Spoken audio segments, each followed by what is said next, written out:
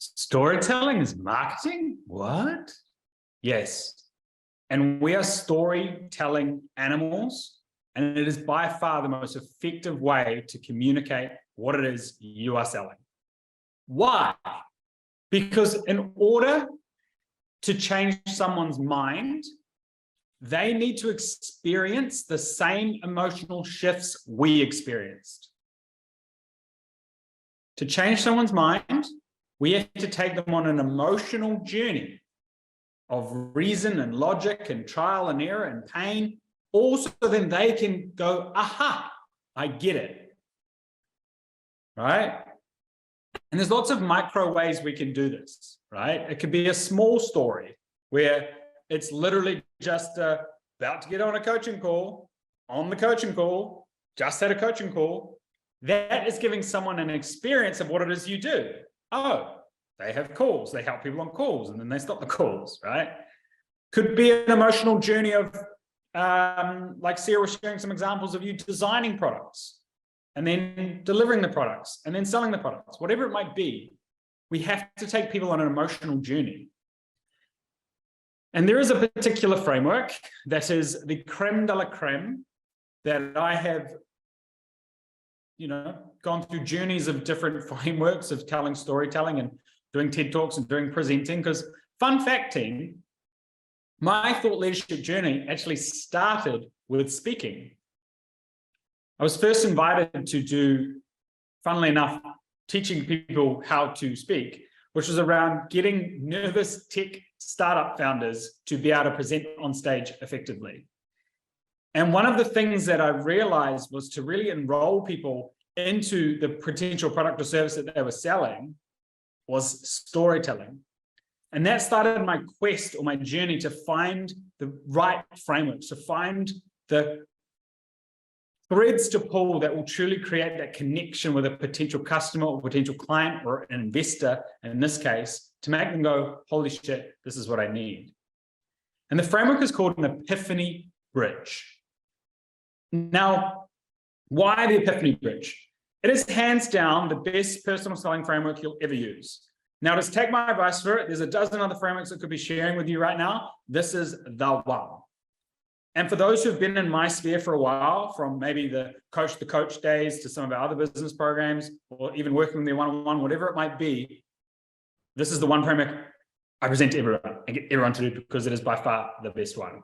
The Epiphany Bridge is like a bridge. Yes, the name is in the metaphor. Bringing together who you are, adding value, and making an offer all in one place. It allows us to authentically connect emotionally to our ideal clients.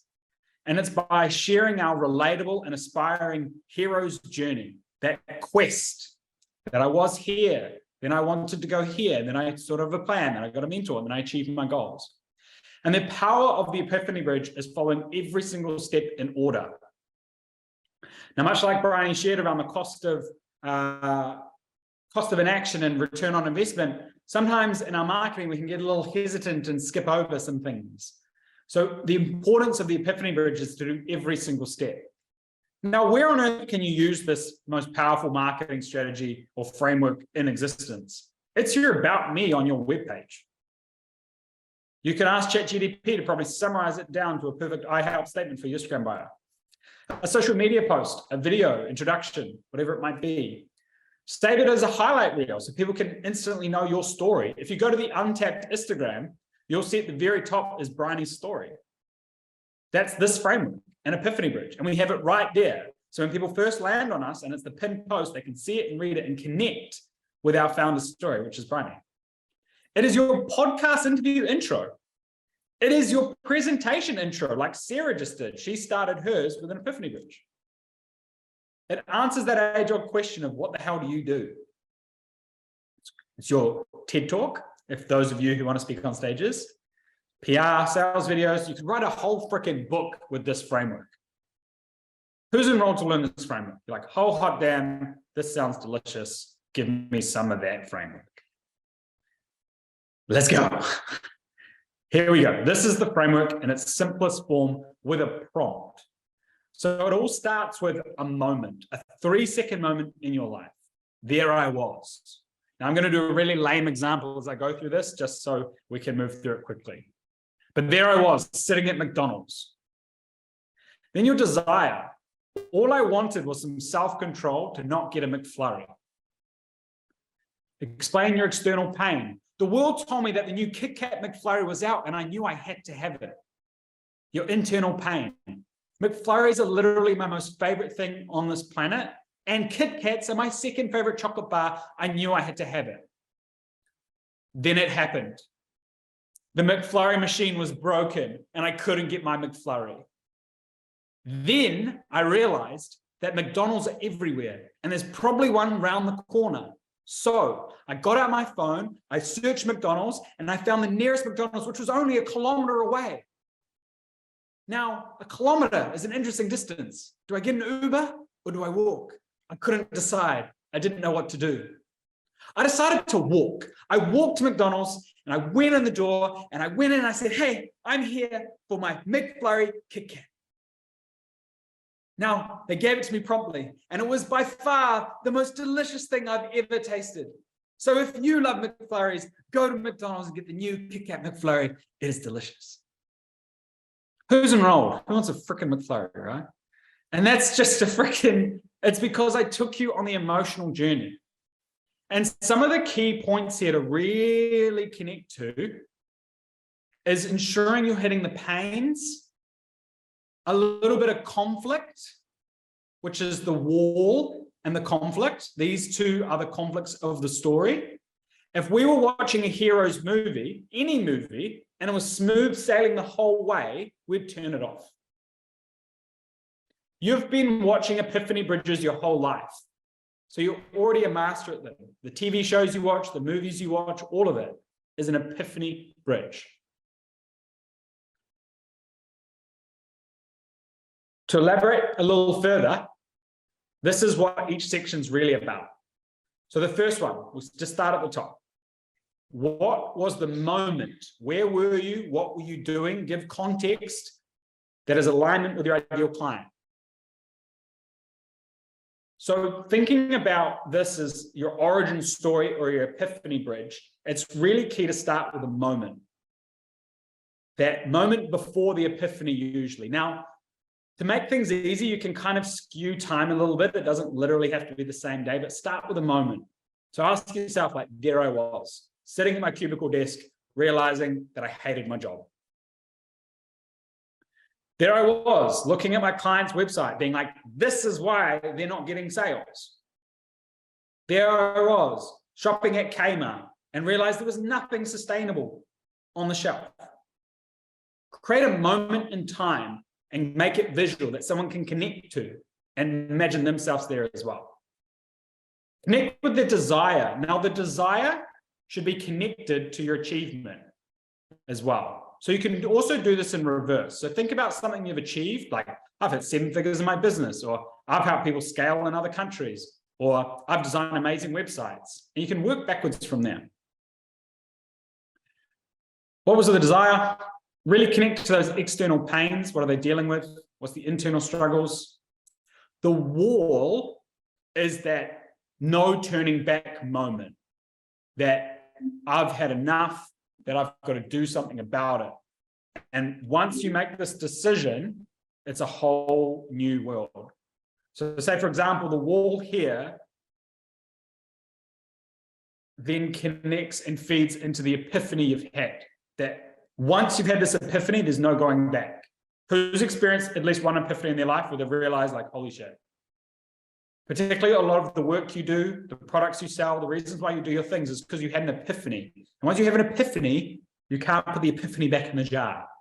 So this is a really powerful framework to help our clients have the same epiphany we had and connect and engage. The plan, this is where you literally share the intellect of how you're going to achieve your goal. The conflict is something that's super important to really connect to the hero's journey. What conflict did you experience along the way? A really simple one, say for coaches, is it was a lot of money to invest, but I knew I had to do it.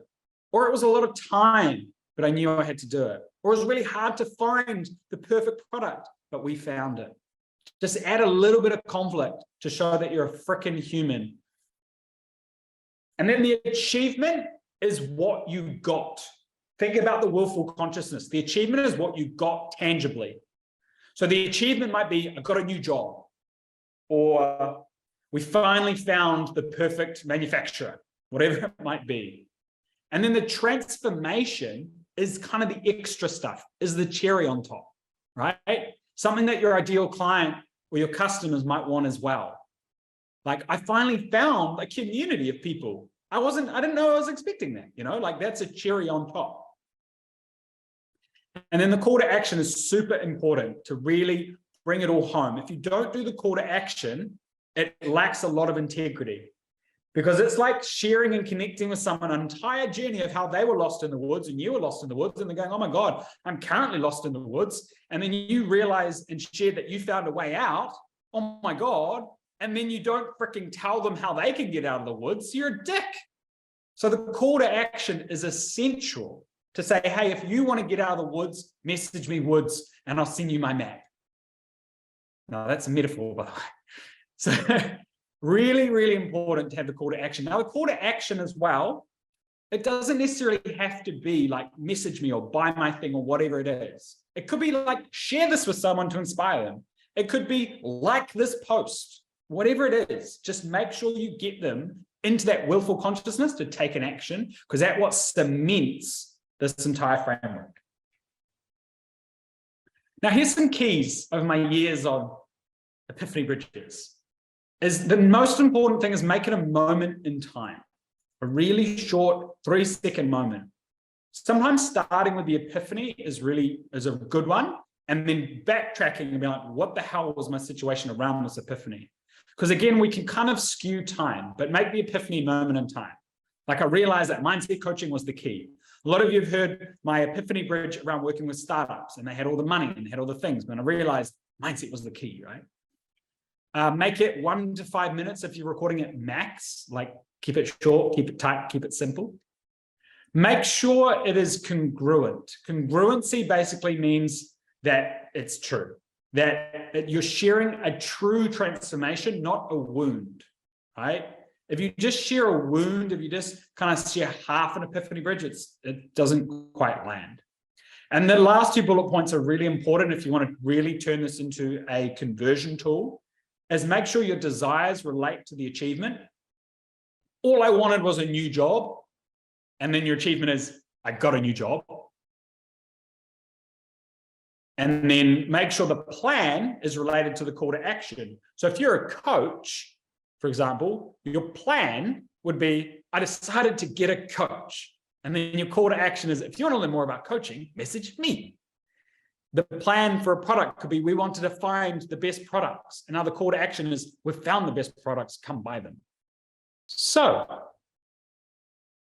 your turn. I would love for you all to just write a simple moment in time about why you do what you do. Why do you do it? What was the insight that had you go, I'm going to be a graphic designer. I'm going to be a photographer. I'm going to be a coach. I believe somatic work is important. I believe sustainable products are important. This can be your behind the scenes content if you want, Kirsty. You can just be like, hey, I'm just filming a client. They're really excited to upgrade their marketing. They've been really struggling for a while with this, and they didn't know what to do. And they finally reached out to me and said, hey, can you help with my marketing? So I said, absolutely. The epiphany can also be like an action point. So here I am at the studio, ready to film. It's been pretty tiring though. We've had to do a lot of filming already, but we're excited to keep going and really master their marketing. By the way, if you want help with your videos, make sure you send me a message video and I'll see if I can do this for you. Hope you enjoyed that training. If you did, would love to know your biggest insights below in the comments, and a like would be so nice on the way. And if you're there, you might as well hit subscribe. Right, if you're looking for your next training, click one of these videos around here. And as always, love your work, D.